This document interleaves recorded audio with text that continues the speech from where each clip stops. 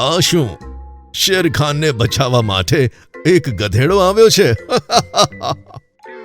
આ ગધેડો જ હમણાં તમારી સામેથી શેરખાનને બચાવીને લઈ જશે. એક સવારે સોનું કબૂતરનો અવાજ સાંભળી બધા જાનવરો ઉઠી ગયા. બધા જંગલવાસી ધ્યાનથી સાંભળો. સરહદથી થઈને ગોલ્ડી સિંહનો ભાઈ પિદ્દી સિંહ અહીં આવી રહ્યો છે. બધા સાવધાન રહેજો. આ વાત સાંભળી ડંકી ગધેડાના કાન ઊંચા થઈ ગયા. તેણે વિચાર્યું, પિદ્દી સિંહ? આ તો નામથી જ ખબર પડે છે કે કઈ નાનો સિંહ હશે. સિંહ રાજા જંગલમાં નથી. આવામાં જો હું એને મારીને જંગલ બચાવી લઉં તો હું જંગલવાસીઓની નજરોમાં હીરો બની જઈશ. આમ વિચારીને તે ઝડપથી જંગલની સરહદ તરફ ભાગ્યો. અરે ડંકી, તું ક્યાં જઈ રહ્યો છે? પિદ્દી સિંહ તને ખતમ કરી નાખશે.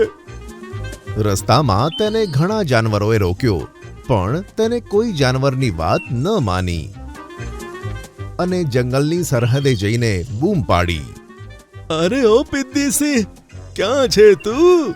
મારા જંગલમાં ઘૂસવાની તારી હિંમત કેવી રીતે થઈ? આ સાંભળી એક વિશાળ સિંહ ઝાડીઓમાંથી નીકળી તેની સામે આવ્યો.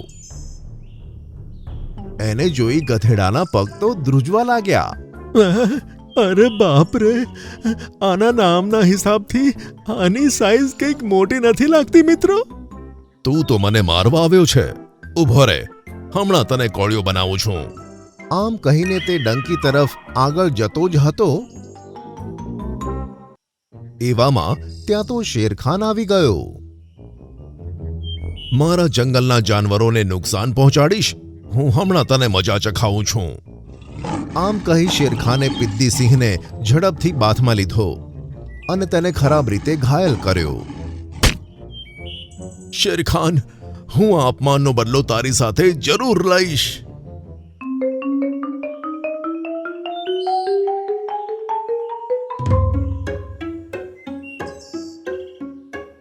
ડંકી, આખરે તું એક ગધેડો થઈને તે સિંહ સાથે લડવા કેમ આવ્યો હતો? તેનું નામ પિદ્દી હતું એટલે મેં વિચાર્યું એ કોઈ પિદ્દી સિંહ હશે, પણ એ તો મોટો સાંઢ નીકળ્યો. આ સાંભળી શેરખાન ખડખડાટ હસી પડ્યો.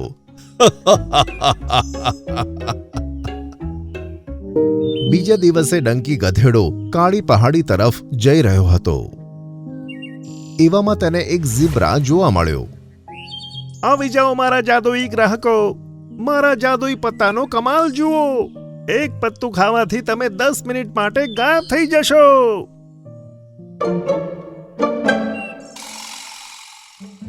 શું કીધું? એક પત્તું ખાતા 10 મિનિટ માટે ગાયબ? એટલે મને કોઈ જોઈ નહીં શકે? હા હા, કોઈ જોઈ નહીં શકે. એવું હોય તો એક પત્તું ખાઈને જો. સારું, હમણાં ખાઈને જોઉં છું. આમ કહી તેણે એક પત્તું ખાધું. એવામાં ત્યાં રહેલા બે સસલાઓએ બૂમ પાડી, અરે અરે, આ ગધેડો ક્યાં ગાયબ થઈ ગયો? હમણાં તો અહીંયા જ હતો. અરે, શું ખરેખર તમને દેખાઈ નથી રહ્યો? અરે ડંકી, તું ખાલી એમને નહીં, મને પણ દેખાઈ નથી રહ્યો. ક્યાં છે તું? આ સાંભળી ડંકી ખુશીથી ઉછળી પડ્યો. હવે તો મજા આવી જશે. ડંકી, 10 મિનિટ પૂરી થઈ. હવે તું દેખાઈ રહ્યો છે. સારું, મને 2 પત્તા બીજા આપો. લઈ લો. તમે પહેલા ગ્રાહક છો એટલે એકદમ મફત. તે 2 પત્તા લઈ ડંકી ત્યાંથી નીકળી પડ્યો. આ બાજુ શેરખાન જંગલમાં ફરી રહ્યો હતો. એવામાં ગુફામાંથી એક અવાજ સંભળાયો. શેરખાન, મને બચાવી લો, નહીં તો આ રીંછ મને ખાઈ લેશે. હું તમારા જંગલમાં રહેનાર એક બકરી છું. અરે, લાગે છે આ ગુફામાં એક બકરી ફસાયેલી છે. મારે તેને બચાવવી પડશે. આમ કહી શેરખાન જેવો ગુફાની અંદર પહોંચ્યો તો ત્યાં ગોલ્ડી સિંહ અને પિદ્દી સિંહ જોવા મળ્યા. તમે બંને અહીંયા? તે બકરીનો અવાજ મેં જ કાઢ્યો હતો શેરખાન, તને મારી જાળમાં ફસાવવા માટે.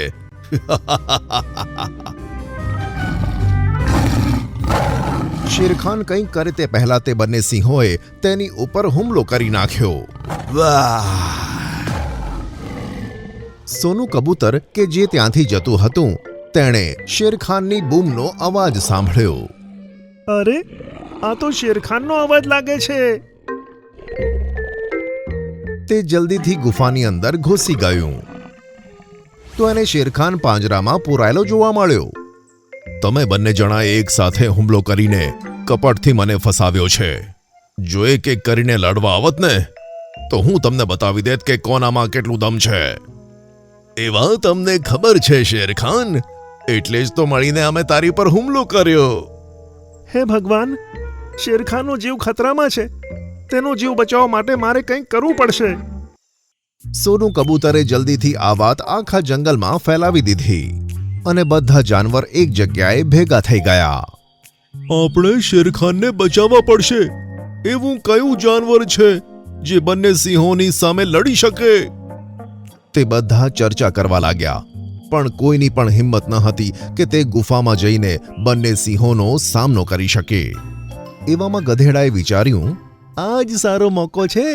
મોટો મોટો ડાયલોગ લગાવીને શેરખાનને બચાવવા નીકળી પડું છું. ગુફાની અંદર જતા પહેલા પત્તું ખાઈને ગાયબ થઈ જઈશ અને શેરખાનને આઝાદ કરી લઈશ અને પછી હું જંગલનો હીરો બની જઈશ. તમે બધા એકબીજા સાથે બકવાસ કરતા રહો. હું તો મારા જંગલના રાજાને બચાવવા જઈ રહ્યો છું, એ પણ એકલો. આ સાંભળી બધા જાનવર હેરાન થઈ ગયા. ગધેડાને બધા જોતા જોઈ ગધેડો જોશમાં આવ્યો અને ગુફા તરફ ભાગ્યો. ગુફામાં જઈને તેણે જોયું તો શેરખાન પાંજરામાં કેદ છે અને પેલા બંને સિંહ તેની પાસે ઊભા છે. આ શું? શેરખાનને બચાવવા માટે એક ગધેડો આવ્યો છે? આ ગધેડો જ હમણાં તમારી સામેથી શેરખાનને બચાવીને લઈ જશે. હે? એવું કરવાનો છે તું? એવામાં ડંકીએ પોતાની પીઠ પર રાખેલા પાંદડા નીચે પાડ્યા અને તેમને સરસ ચાવતા ચાવતા ખાઈ ગયો. બંને સિંહો ડંકીને હેરાનીથી જોતા રહ્યા. બોલો, હવા નીકળી ગઈ ને? હવે તમે મને જોઈ નથી શકતા. આમ કહી તે શેરખાનના પાંજરાની પાસે ગયો અને તેને ખોલવા લાગ્યો. ત્યાં જ ગોલ્ડી બોલ્યો કે, તારા જંગલમાં કેવા કેવા કાર્ટૂન પડ્યા છે શેરખાન, મને તો હસવું આવે છે. આમ કહી ડંકીને તેણે એક પંજો માર્યો. આ શું? તમે મને કેવી રીતે જોઈ શકો છો? મેં તો પાંદડું સમય પર ખાધું હતું. પાંજરામાં જઈને આરામથી વિચારી લેજે.